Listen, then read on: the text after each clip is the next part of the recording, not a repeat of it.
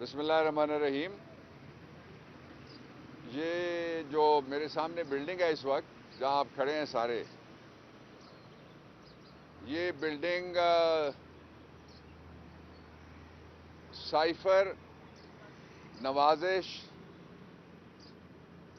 سازش اور مداخلت کے بعد اب خالی ہونے جا رہی ہے. یہ نیب کے عدالتیں ہیں، اس لیے کہ اس ساری سائفر، نوازش، سازش اور مداخلت اس کا نتیجہ تھا گرینڈ NRO2 جو مل گیا ہے. میں کچھ فیکٹس اینڈ فگرز آپ کو دینا چاہتا ہوں، اور وہ یہ کہ 117 بڑے مقدمات نیب کے، ان کو سامنے رکھ کے جو 34 نکاتی NRO بنایا گیا تھا فیٹف کے دنوں میں، اور وہ ہمیں پیش کیا گیا تھا، میں اس کمیٹی کا رکن تھا، اس میں یہ سارا کچھ شامل تھا جو آج ہوا ہے. اس وقت عمران خان نے اور ہم نے وہ دینے سے NRO انکار کیا تھا.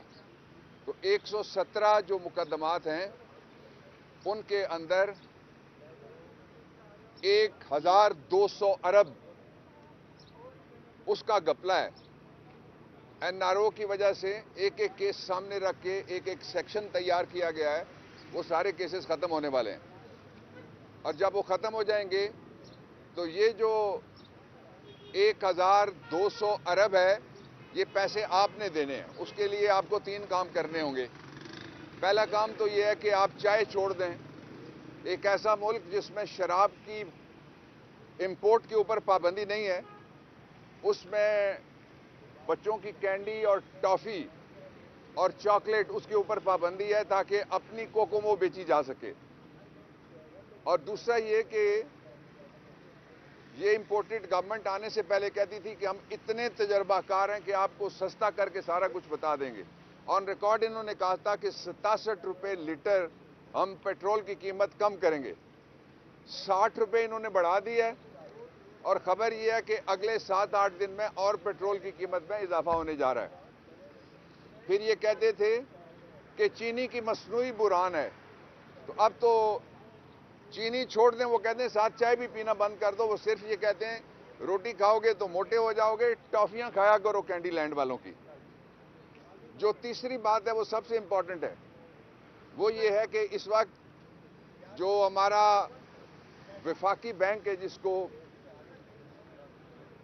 سارے اختیارات ہیں کہ وہ باقی بینکوں کو بھی ریگولیٹ کرتا ہے، اس بینک کے اندر سے جو ڈالر کی قیمت کہتے تھے ہم آپ کو جو ہی آئیں گے فوراً ڈالر 100 روپے پہ لا کے چھوڑیں گے.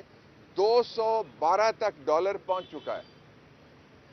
اور اس کے ساتھ ہی مہنگائی کا، ابھی مہنگائی آئی ہے، اس کے بعد جو سیکنڈ فیز آ رہا ہے 15 دن کے اندر اندر، وہ تباہی ہے. اس میں 2 طبقات سب سے زیادہ متاثر ہوں گے. ایک طبقہ وہ ہے جو آپ ہیں، ہم ہیں، جن کے پاس فکسڈ آمدنیاں طے شدہ نہیں ہیں، جن کو کبھی آمدنی کم ہوتی ہے، کبھی آمدنی زیادہ ہوتی ہے. زیادہ سے مراد بہت زیادہ نہیں ہو سکتی. دوسرا طبقہ وہ ہے جس کے پاس کاروبار نہیں ہے، جو دیہڑی دار ہیں. اور تیسرا جو طبقہ اس سے سب سے اوپر بیٹھا ہوا طبقہ، اس نے جمہوریت کی تعریف ساری بدل دی ہے. پہلے کہتے تھے لوگوں کی حکومت، لوگوں کے ذریعے، لوگوں کے لیے. اب ایلیٹ کی حکومت، ایلیٹ کے ذریعے، ایلیٹ کے لیے. اس لیے پاکستان جس بحران میں گھر گیا ہے، اس میں سے نکلنے کا صرف ایک راستہ ہے. وہ یہ ہے کہ عمران خان سے خوف زدہ ہونا چھوڑ دیں، جو ڈر رہے ہیں اس سے. الیکشن کراؤ. الیکشن کرتے تھے، اب الیکشن لڑ کے دکھاؤ. لوگوں کے پاس جاؤ تاکہ نئے مینڈیٹ کے ساتھ حکومت آئے اور پاکستان کو اس بحران میں سے نکالے. اس وقت جو لارجر سکیل کے اوپر سازش ہو رہی ہے وہ 2 ہیں. ایک تو یہ ہے کہ مودی کے یاروں نے فیصلہ کیا ہے، پہلے انہوں نے ٹریڈ منسٹر لگایا تھا، اب وہ چاہتے ہیں کہ جس طرح ایسٹ اور ویسٹ یورپ، ایسٹ اور ویسٹ جرمنی ویسی صورتحال بارڈر پہ ہو. اس کو قوم قبول نہیں کرے گی. اور دوسرا جو قائد اعظم نے فرمایا تھا کہ جب تک قبلہ اول فلسطین کی ریاست کا دارالخلافہ نہیں ہوگا اور 2 ریاستی وہاں پہ سلوشن نہیں آئے گا، किसी कीमत के ऊपर हम किसी गुफ्तगू में शामिल होने के लिए तैयार नहीं है। तो हुकूमत इस सवाल का जवाब तो दे कि सरकारी इदारे का मुलाजिम इसराइल किसकी इजाज़त से गया था, वापस आया तो क्या उसको गिरफ्तार किया, वापस आया तो क्या उसका पासपोर्ट कब्जे में लिया, और जो वापस आया तो क्या उसको इंटेरोगेट किया कि तुम किसकी इजाज़त से इसराइल गए थे। ये मुल्क के सौदे की बात नहीं है, ये उम्मत के सौदे की बात है कि पूरी उम्मत इस बात पे मुत्तफिक है।